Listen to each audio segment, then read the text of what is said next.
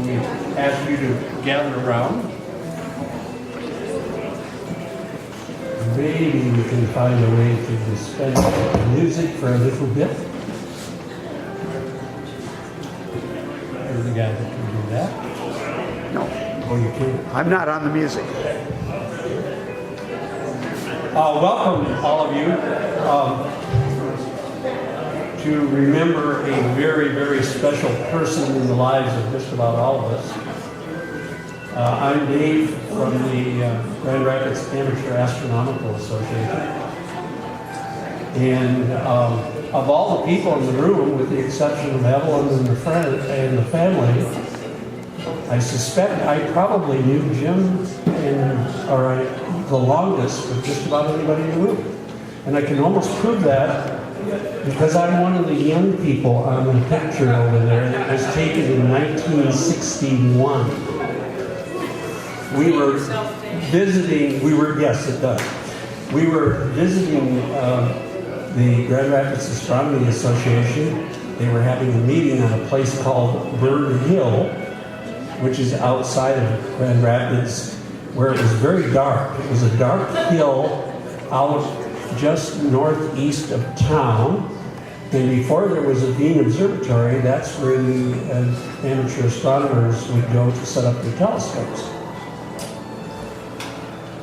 Things have changed a little bit on Bird Hill because it's located right close to where Knapp's Corners is, one of the biggest commercial developments. So the astronomy group really had to abandon Bird Hill and go somewhere darker. And were it not for the generosity of Jim and Evelyn Marron, there might never have been a Bean Observatory. And I had the great pleasure of working very closely with Jim and a number of other very notable people to make Bean Observatory happen. There are all sorts of stories. And some of them will be told by others, so I'm not going to use too much of the time. I do know that there was endless patience on the part of these people, because the workers of the observatory would descend on Saturdays, week in and week out, and whatever they happened to forget to bring with them for the project, they would manage to pilfer from the Marron's residence down below, including, as Evie would be quick to point out, barrels of water, because they had the only source of water for mixing mortar and for other important functions at the observatory. Talk about patience. Jim had it. Jim was always so willing to help, so willing to cooperate, and always low-key, except on the few occasions when he was not low-key. And quite often, I was the subject of his few bursts of anger as we were busy working on this project. And it was so amazing how quickly it would all smooth over and we'd be friends again. And Jim was that kind of person. You could work with him productively, and you could always count on him for wonderful, wonderful advice. And that was true throughout my career, both with the Astronomy Association and with the Grand Rapids Public Museum. He was actually part of our staff at the museum for a while, and was a mentor, really, a mentor. Well, as I said, I could go on and on and on because the stories are many. I did go to one of his plays, one of the last ones. I went to several. I remember Once Upon a Mattress. Wasn't that where you got the dove? At one point, the dove came from one of those early plays. And every time there was an astronomy club board meeting at the Marron's house, that dove participated in the deliberations on a very regular basis. When it liked something, it would coo. When it didn't like something, then it would make another strange noise. I swear the thing had intelligence, in fact, maybe more intelligence than some of the board members. But we won't go there. And the last play that I remember going to was on Golden Pond. And Jim was able to play this old curmudgeon just marvelously, one of the leads in the play. Because he could act like a curmudgeon when he wanted to, but he could act completely opposite most of the rest of the time. So Jim Marron was a very, very unique and versatile individual. I am so pleased I had the opportunity to know him, and we'll miss him a lot. Somebody else? Please? You must have stories.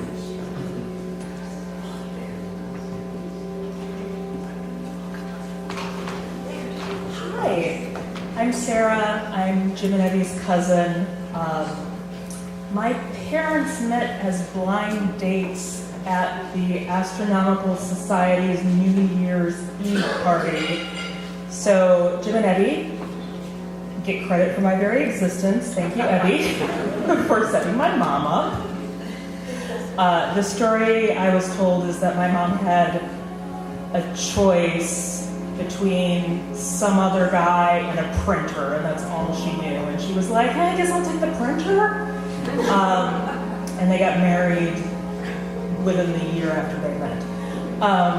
So I spent a lot of time at Jim and Evie's house when I was a little kid and saw plays Jim directed and saw plays that Jim and Evie were in or that Evie had worked on costumes for. My earliest theater memories of seeing a play outside of school were with Jim and Evie. And my ambition was to be an actor or something. It was just kind of in the back of my mind, and I would listen to all the adults talk about stories of minor disasters in one of Jim's shows, like the 10 little Indians falling off the mantle at the wrong time, or not falling off the mantle, and all the shenanigans backstage.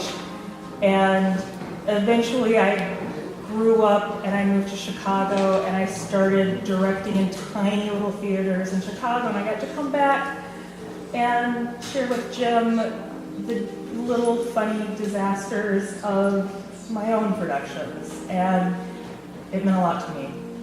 And Jim and Evie showed me how art can just be a solid, principled part of your life, no matter what your profession is. And that's how I remember Jim. Thank you. I'm sure you have a story. Just one. My name is Jim Ferris. I met Jim when I joined the club in 1989 and thought it was the coolest thing in the world that he had his own observatory tower. And it was, I think I'm remembering this, Argo Navis, and it was dedicated to lunar occultation. Because I was new to this world of astronomy, I had no idea what that even was. Something to do with the moon. So Jim Marron, and I know that up in that tower, only certain people like him, Gary Ross was one of the in crowd, and they would go from a 6-inch, 6 foot long, 8 foot long refractor to I think it was an 11-inch SCT. And as a newbie to the sport, like I say, I thought, wow, this is like almost professional astronomy. So Jim Marron. And then later on, he's a thespian. Oh, yeah, smokes. We miss it. Somebody else? Please.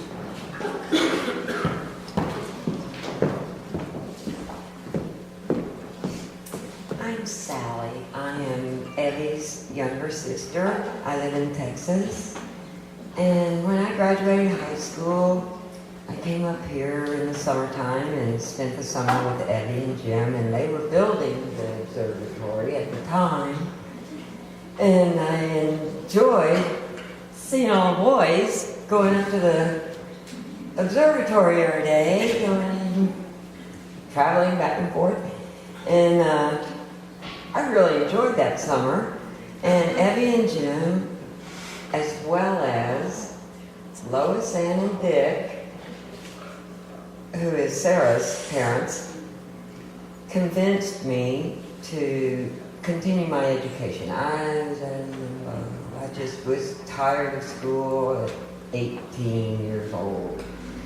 So then I went to college at Grand Rapids Junior College and started getting homesick. Went back to Texas, continued going to school in junior college in my hometown. But without the help of Evie and Jim and their encouragement in my life, all my life, I was 3 years old when they got married. I don't remember Evie without Jim. And I lived with them all through the summer up to, till I went home. Never heard a crossword out of Jim there, now. Once in a while. Well, not from Jim. But I'll tell you, my sister and her husband made a huge impact on my life. And thank you, Evie, for bringing Jim into our world. Thank you. Anybody else? Please? We all know you have story. Jack. Hi, good afternoon, everyone. My name is Jack McCarthy, and I just want to say thank you to Jim and Evelyn and Aubrey and Mike.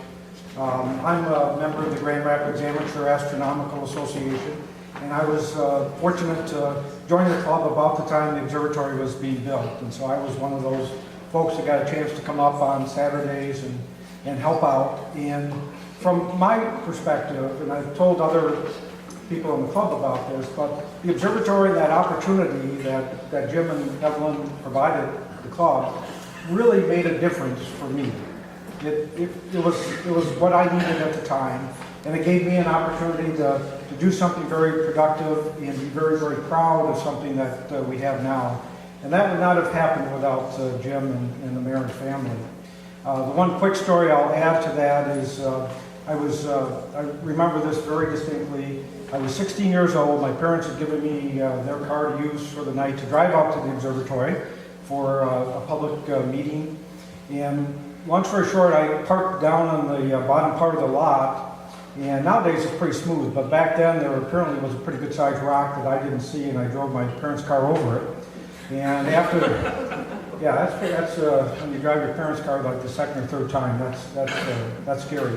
And a lot of noise, and all of a sudden the car stopped.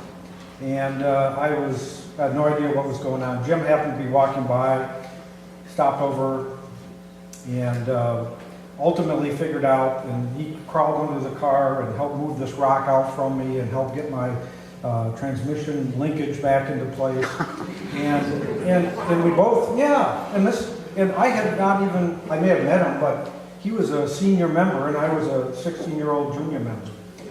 So the word that comes to my mind is just a very selfless, person that cares.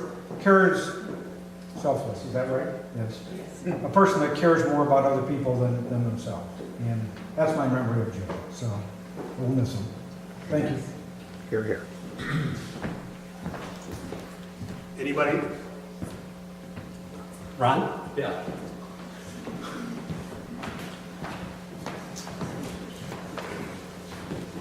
I have so many memories of Jim and Evie. I helped build the observatory back in '66, and it's just a hole in the ground.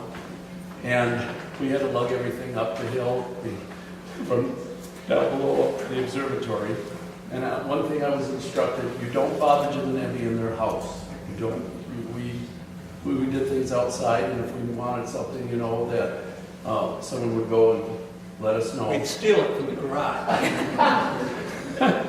And I remember they had a VW van, I believe. And I remember stories and seeing about this structure that was up on the side of the hill there. I don't know if they ever stayed in that dome structure, but I know the stories are that how Jim built their house. And I remember him still working on it at the time in 1966. And he'd come up and he was so much a leader in helping Dave out and all of us on getting with the cement blocks or the mortar. But also I had Jim as a professor at Grand Rapids Community College along with David Bryan.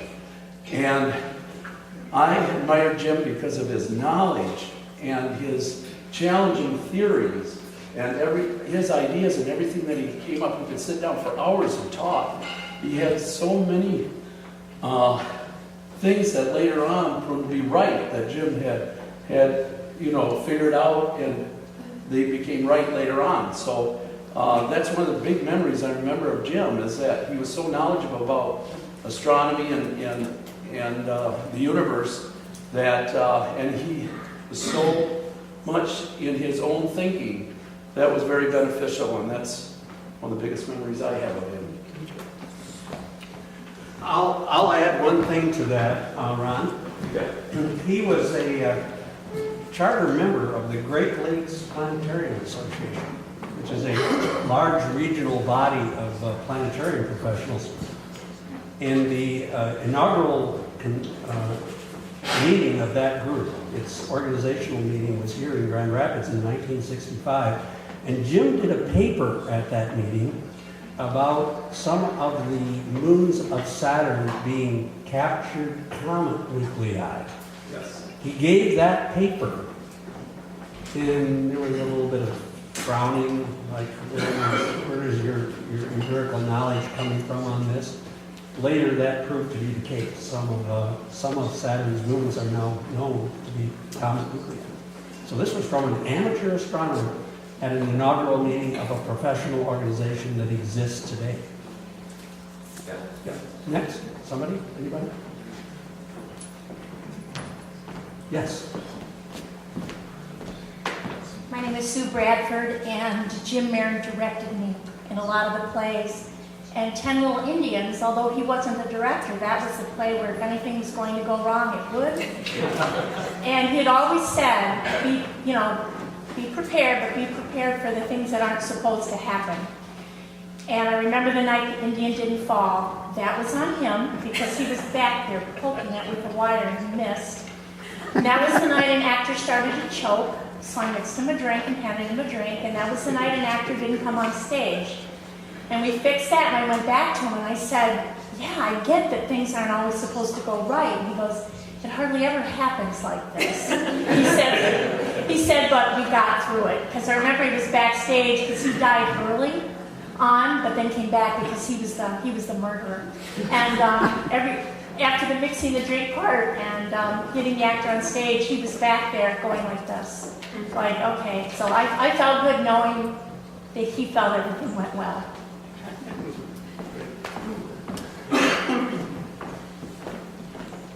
Anybody else? There was an email that I got from, yes, go ahead. Hi, my name is Tina, and I moved down the road on Casino Kitchens from Evie. And what was that, 2005, 4, something like that, in June?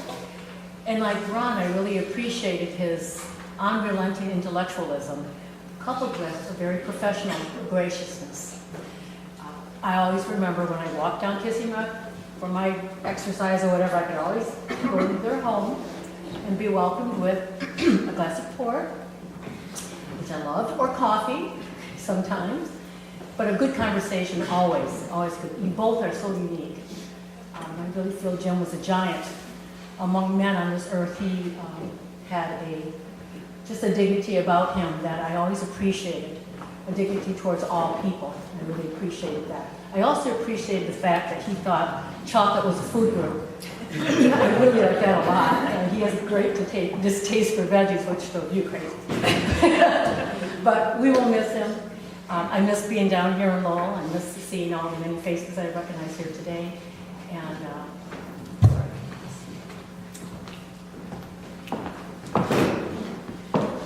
Thank you, Tina. It's a measure of your affection that you and Johnny made the trip down. We all appreciate that. Anybody else? I do have something that came in from Jim Ashley. I think that's a name a lot of us remember. He was one of the junior members of the organization, a very precocious young man who joined the group way back in the early 70s. He was also the original intern, the very first intern from City High School at Ontario, way back, I think about 1970 or 72, somewhere in there. He said that he came to the observatory one night when it was closed with his father, and they didn't realize that we weren't there all the time, but Jim happened to be up there, Jim Marron, and did not turn them away, invited them in, gave them a wonderful tour of the observatory, talked to them at great length, and then sent them on their way. And Jim Ashley said that was a changing moment in his life. Really caught his budding interest in astronomy began to blossom at that point. It'd probably be something that Jim would say. He has gone on to a very distinguished career with Arizona State University for a while, and now with the Jet Propulsion Laboratory in Pasadena, where he works on one of the latest Mars missions. So there's a Jim Marron protege. And he did by email express very eloquently his feelings about our dear friend. Anybody else? Because if you don't, I'm going to tell the septic tank story. So if you don't want to hear it, anybody?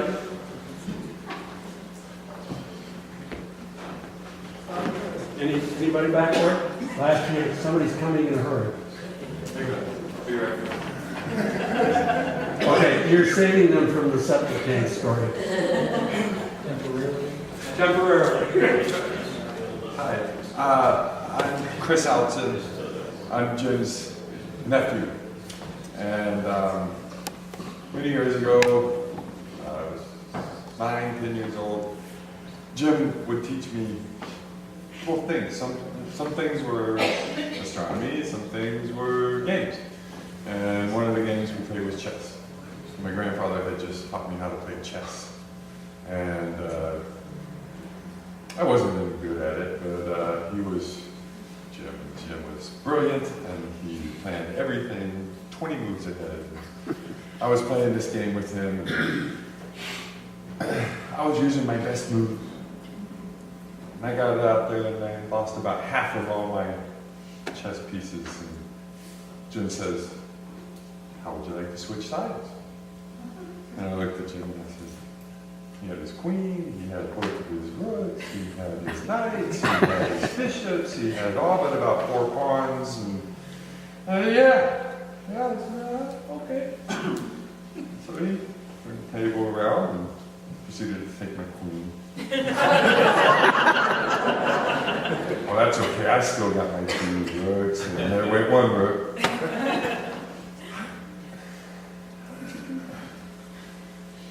He proceeded to beat me. And he did. Beat me twice. Twice in the same. So I learned how to lose really admirably from Jim. And one of my favorite stories. I have to say that Jim was probably the coolest uncle I ever had, or I ever will have.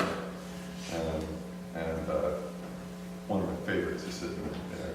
He is Uncle Bill. He's my favorite uncle. But Jim was the coolest uncle ever. Sorry, Bill. Well, you're in trouble. Well, I see, Jim was predictable. Uncle Bill, watch him. Anyway, another story that I have that involves my wife Karen. And when we got married, Jim and Evie and Aubrey all came down to our wedding in South Texas, which was a bit of a trek for them. And it was summer. 1,700 miles or so. It's not a short journey. And they bought the champagne for our wedding. Never forget that. Yeah. case of champagne is not cheap, and we didn't have any ready to go. We had a lot of beer, but not a case of champagne. The night of our reception, Jim came to me and he said, well, we got you your champagne for tonight. And that was wonderful too. Later, the next day when we were at my mother's place on the lake, Aunt Sally, we were out standing on the pier in pitch darkness of South Texas and out in the middle of nowhere. And he's doing his astronomer thing and telling us all kinds of stuff. And one of the things I remember, Karen remembers too, is that you find Arcturus and then you speed on past Spica. And Karen and I still use speed on past Spica in our daily lexicon. That this is always going to be with us. Jim will always be a part of me, and he'll be a part of my life, and he'll be a part of my family forever. And I'll never forget him. He's just been a wonderful person, and I know everybody here believes that he was such a wonderful person, and there's no way to express the grief that I feel, or the sorrow that I feel for my family who's going through this. So, enjoy the rest of the day, and try and remember him fondly as I do. Anybody else? I noticed a couple of people that came in recently. Anybody have a good story? Well, I'm not going to tell you all the details of the septic tank story, other than to say that Jim was a mentor to me when it came to doing manual things like laying blocks. And one of the things that we had to do was to build a septic tank. And we didn't buy it, we didn't bring it in. The observatory was definitely a do-it-yourself bootstraps project. You did not spend any more money than you had to. So we laid blocks down there in the midst of a rapidly approaching thunderstorm. And we were in such a hurry to finish the septic tank that we're not totally sure that all the seams were done exactly right. And as we were finishing it and getting the cover in place, it was slowly filling up with rainwater. Well, to this day, we've never uncovered that septic tank. So we have no idea whether it's functioning as it should or not. Maybe someday we'll find out. With that, thank you all very much for being with us this afternoon. We'll be around here for a while yet to visit and to remember our dear friend. Jim, did you have anything you want to say? I get that funny look on your face. You were the acting buddy of Mr. Marron. Mr. Berg. Mr. Berg is never without a word.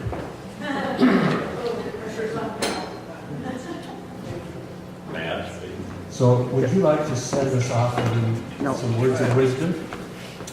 Jim Berg, who is a thespian himself, among his many other talents. Thank you, David. What a beautiful place that you have here.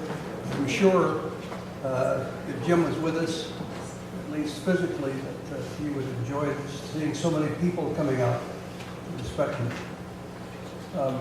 I worked with him as a friend, as a fellow actor, as a client, or more so as someone who had contributed so much to the arts. I just have a couple stories. The one story relates to the theater. Dave mentioned the theater. Those of you who have ever worked on stage with Jim Marron knew he had something quirky about it. And that quirkiness is what separates, I think, the average run-of-the-mill actor from a good actor. And you could feel it when you were on stage with him. You could feel what would normally look like a very casual guy smoking a pipe, but he electrified the other cast members. We worked in two dramas, one of which was Eugene O'Neill's Desire Under the Elms. And those of you who don't know about it, there's a baby that is killed in one of O'Neill's probably best shows. And one of the great actors of not only Western Michigan, but probably the state of Michigan, maybe the Midwest, Michael Page, and I'm sure he can attest to this, that when you're acting with someone and they have that edginess, everyone gets that edginess, and it transfers over to the audience. And so what I miss about him, I guess, is that sort of smile, the fact that he could no longer smoke his pipe, and his ability, I think, to generate support for what he believed to be the best interest of this community, arts community. Thank you, Kevin. Uncle Bill?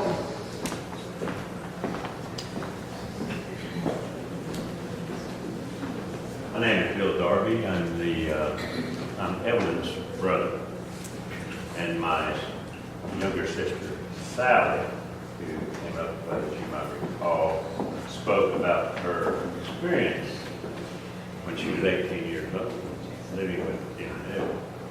Now, I've been sitting here listening to many of you speak, and many of you have talked about your working on the observatory when it was first being built. As a young man at that time, I was thinking there must be a couple of you in here who actually didn't care that much about working on the observatory. You was going over there to see my good-looking sister. She was quite an eyeful at that point in her life, and she still is, actually. Did I say myself? Her little boy, Chris, over here, it turns out was one of her accomplishments in life, and one of her many accomplishments. And I'm very proud of her, as well as Evelyn and Jim. Going back to Jim, I want to tell y'all, the man, to me, was a giant in the fact that he was so humble, but so smart, very wise man, and it was so obvious to all of us in our family how brilliant this man was. I loved his very, very dry sense of humor, and I know many of you have been on the receiving end of that, and so have I. And it was a real pleasure knowing Jim Merritt. And I think that Jim and Eddie were both very fortunate in their lifetimes to have found each other. And of course it's sad, but we all must go our way eventually. So anyway, that's about all. And we are not going to say another thing after that. We are done. Thank you all very much.